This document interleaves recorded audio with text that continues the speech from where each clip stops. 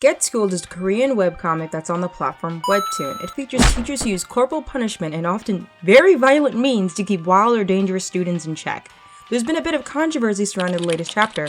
It's been said to have racist content that has gone viral on multiple platforms.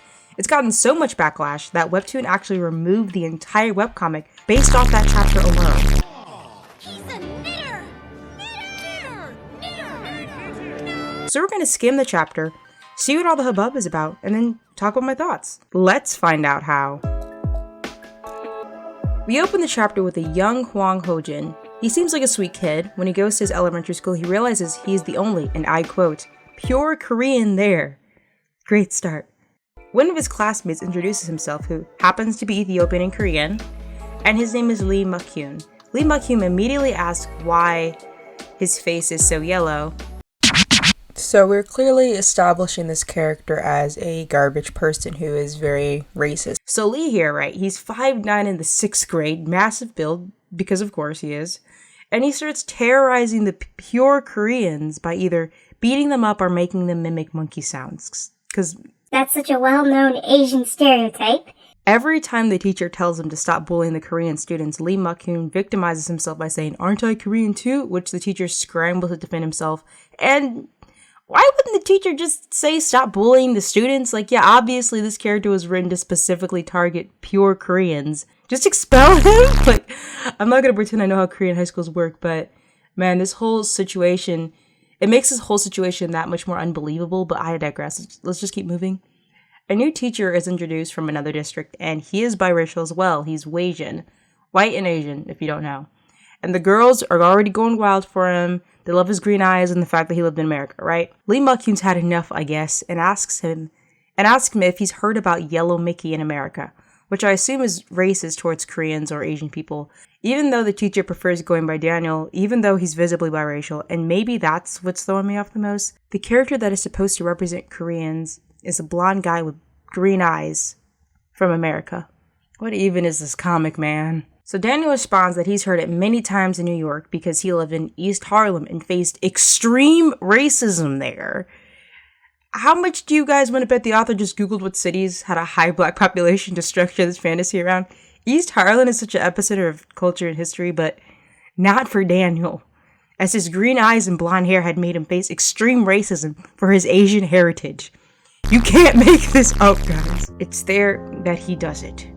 He looks Lee Muk-hyun right in the eyes. He smirks, he grins, and then he releases the N-word from his mortal body, which honestly took very little provocation on Lee's part. This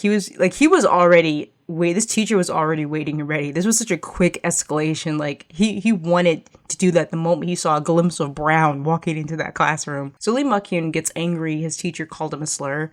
And we cut to a flashback of the teacher saying he's like nonviolent and hate the sin, not the sinner. And we cut back to the present, and the teacher is handcuffing his hand to the bully's hand, literally like they're wearing like a get along shirt, because now they will be forced to talk it out. Then the chapter ends. That was a wild ride, boys and girls. So let me try and attempt to organize my thoughts on all of this. It seems like the author was going for a we need to get along and we all need to talk and sort out our differences kind of message, but did it in the worst way possible. Lee Muk-hyun would face way more racism being black in Korea than a Korean would face being Korean in Korea. I don't even think that's worth arguing, to the point where even the author knew he had to fabricate this honestly very unrealistic world where Koreans are not only the minority in their own country, but vehemently hated by second-generation immigrants to place bias against the black characters.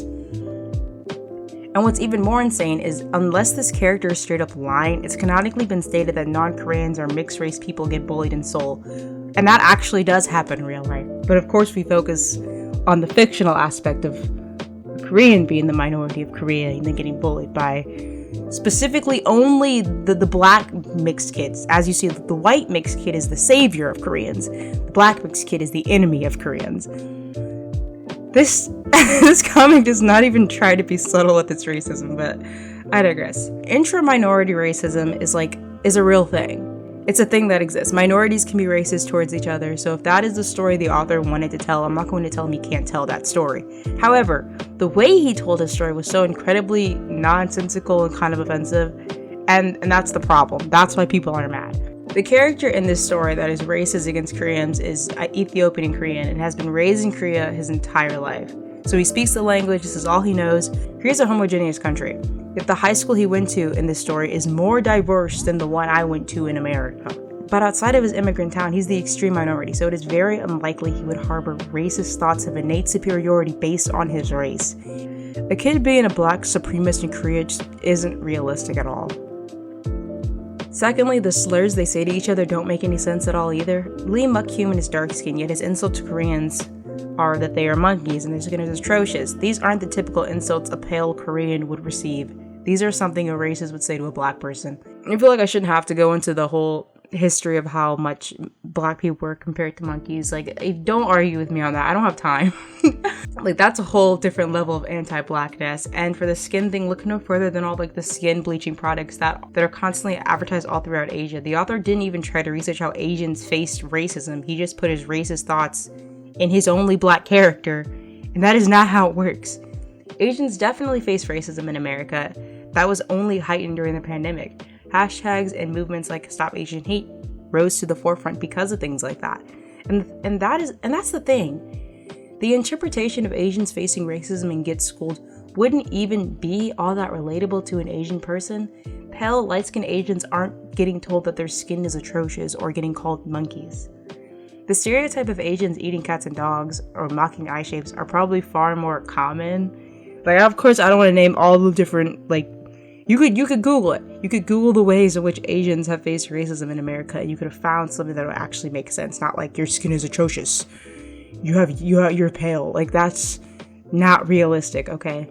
There isn't a lot of media going into how Asians face racism, but it's very clear that this author didn't have great intentions. He only added a black character so he had someone to unleash his racism on. This is further proved by having the teacher character drop the N-word bomb on him. Moving on to the apology, which makes absolutely zero sense. Let's annotate this together, my friends. We are the creators of Get Schooled. First and foremost, we sincerely apologize for the pain we've caused with the portrayal in episode 125, which was published on the Korean platform. The episode aimed to depict the current societal challenges in South Korea, emphasizing the unique dynamics facing multicultural and immigrant families, which is sadly fostering discrimination against these groups. This discrimination is fast becoming a critical societal concern. With Get Schooled, our objective was to bring this issue to light. So, let's just keep going.